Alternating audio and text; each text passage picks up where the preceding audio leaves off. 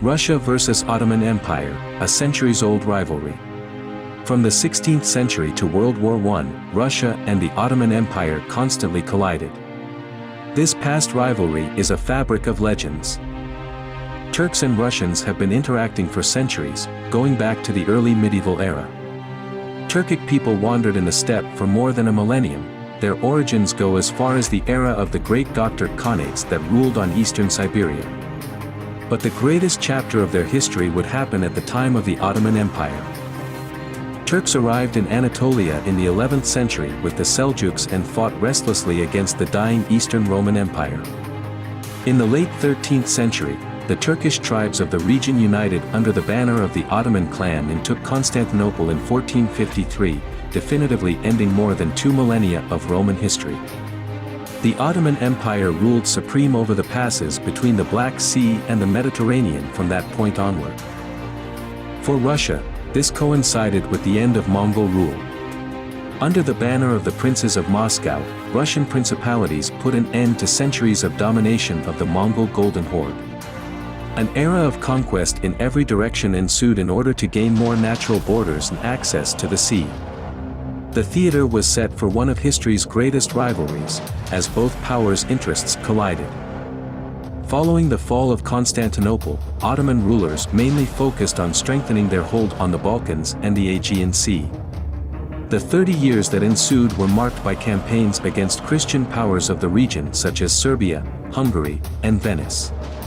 By 1480, Turkish domination over the Aegean was complete, and the sultans turned their gaze to Central Europe and the Middle East. Led by Selim I, the Ottomans overwhelmed the Mamluk rulers of Egypt in 1517 and became the predominant power in the Muslim world. In 1520, Sultan Suleiman the Magnificent rose to the throne and expanded into Europe, taking Belgrade in 1521, thus ruling over all Orthodox Christians living in southeastern Europe. From that point onwards, the Turkish Empire expanded further north, gaining hegemony over the Crimean Tatars and reaching the walls of Habsburg Vienna. As Muslims proliferated through the Balkans, a new center of orthodoxy emerged in Moscow. The princes broke away from Mongol domination in the 1480s. By the time of Ivan IV, Moscow managed to unite all of the Russian principalities under its banner. Ivan's rule allowed Russia to expand beyond the Ural Mountains into Kazan and Astrakhan and towards the Baltic. Ivan IV's expansionism was marked by a particular brutality towards anyone who stood in his way.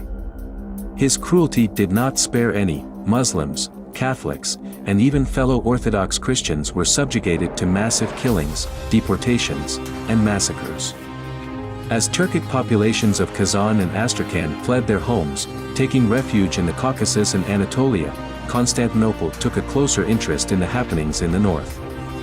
The first conflict erupted between 1568 and 1570, ending in an unexpected Russian victory, which halted Ottoman influence over the region between the Don River and the Volga.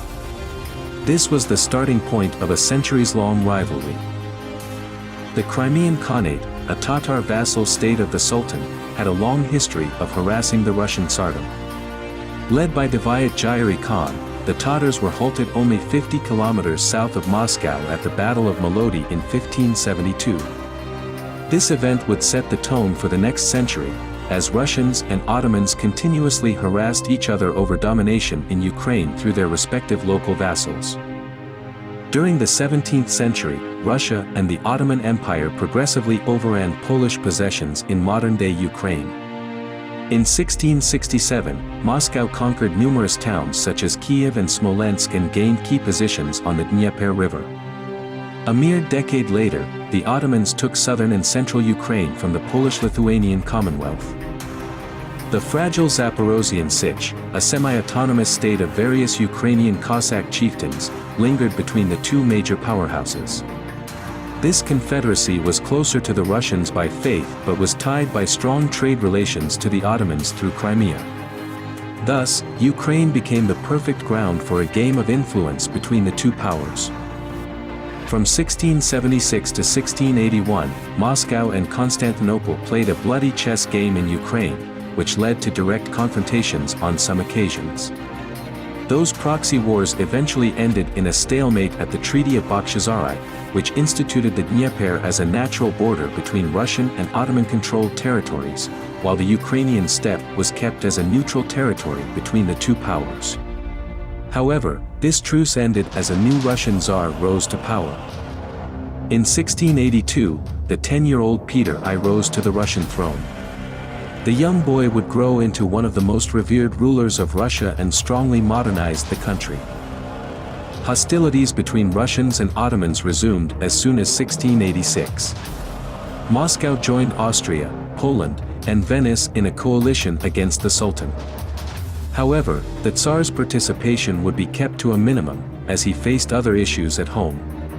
By 1699, Russia signed a peace treaty with the Ottomans, which granted the Russians the fortress of Azov. As Moscow was making peace in the south, a new threat arose from the north. The Swedish Empire, led by the young King Charles XII, declared war on Denmark, Poland, and Russia in what is known today as the Great Northern War. The Swedes won multiple battles and forced the Danes and Poles to their knees. However, Peter I resisted and conquered a vital piece of Swedish territory on the Baltic, where he established his new capital, St. Petersburg. In the meantime, a large army led by Charles XII himself was trapped in Ukraine and was severely defeated at the Battle of Poltava in 1709. The Swedish monarch was forced to flee and take refuge in the Ottoman Empire, persuading Sultan Ahmed III to declare war on Russia in 1710. The Turks successfully defeated the Tsar's armies during what was known today as the Pruth campaign and regained the fortress of Azov. However, in the years that followed, Peter decisively defeated Charles, earning himself the epithet, the Great. In the following years, Russia and the Ottomans took large parts of Persian territory in the Caucasus, opening a new gambit between the two major powers. From the 1730s to the end of the 18th century, Russians and Ottomans fought 3 wars for dominance over the southern steppe of Ukraine and the Crimean Peninsula. For the Russians, the main goal was to gain total control over the Dnieper River, totally annex the unruly Zaporozhian Cossacks, and get access to the Black Sea. It was the start of the southern expansion policy, whose aim was to grant Russia access to the hot waters, a policy that is still relevant today in Russian geopolitics. The first conflict was officially due to the raids of Crimean Tatars on the Zaporozhian Cossacks of southern Ukraine. As the first were vassals of the Ottomans, Constantinople was deemed responsible by St. Petersburg for the continuous border incidents. Cossacks and Tatars continuously raided each other for decades and were a major thorn in the side of both great powers. In 1735, Russia successfully marched south with the help of Austria. However, this confrontation ended with an Ottoman victory in the Balkans and a stalemate on the Black Sea. In 1739, Vienna had to cede important territories to the Sultan, while Russia barely managed to regain the fortress of Azov. The Ottoman Empire imposed a tight blockade on Russian merchants in the following years. St. Petersburg responded by launching various raids into Ottoman territory through their Ukrainian vassals. In 1764, under the rule of the freshly crowned Catherine II, Russia annexed the Zaporozhian Cossacks. A new war that would definitely change the balance between the two powers was brewing. Catherine II made her ambitions clear as soon as she ascended the throne. Russia had to conquer the northern shore of the Black Sea. The Ottoman Sultan of the era, Mustafa III, was no less of a war hawk than the Empress and had ambitions of his own in Ukraine. In 1768, Constantinople openly supported an anti-Russian insurrection in the Polish-Lithuanian Commonwealth. A series of major border incidents between Turks and St. Petersburg followed. By September, the Sultan formally declared war on Russia, and a 6-year conflict ensued. By the start of the war, the tide seemed to favor the Ottomans. The Turkish Empire had a bigger army and dominated the seas. However, Catherine had a shrewd diplomatic mind and a great deal of talented officers at her disposal. Playing on the thin equilibrium between European powers, she managed to isolate the Polish opposition of the Bar Confederation and their French allies and promptly defeated them in 1772. In the meantime, officers such as Admiral Alexei Orlov and General Alexander Suvorov inflicted unexpected and disastrous defeats on the Ottoman forces. By 1774, the Turkish naval and land forces were totally annihilated, and Russian-backed revolts plagued nearly every corner of the Sultan's realm. This war allowed Russia to gain access to the Black Sea and dominion over Crimea, which broke the reputation of the Ottoman army. A few years later, an Austrian and Russian coalition further weakened the Turkish Empire, and by 1791, Russia had full control over the northern shore of the Black Sea and northern Caucasus. At the beginning of the new century, Russians and Ottomans seemed to have briefly put their differences aside as they faced the might of the French Napoleonic armies. However, as early as 1806, St. Petersburg and Constantinople were at each other's throats again. This conflict could have ended in disaster for the Russians if not for a decisive campaign led by Field Marshal Kutuzov in 1811. The Turks were forced to admit Russian hegemony over Bessarabia. 10 years later, Greece rose up against the Sultan. An international coalition led by Britain, France, and Russia coerced Constantinople into recognizing Greek independence. In the aftermath of this conflict, Russia gained access to the Black Sea coast and became the protector of Christians living in the Ottoman Empire. Russian domination over the East resulted in a monopoly on grain exports, badly needed in the West. This led France and the UK to side with the Ottomans during the Crimean War. During this conflict, Russia was pushed out of the Danube and trapped in Crimea. Constantinople managed to regain some of its lost territories in the Balkans and the Caucasus. But the Russian threat was still looming on the declining Ottoman Empire.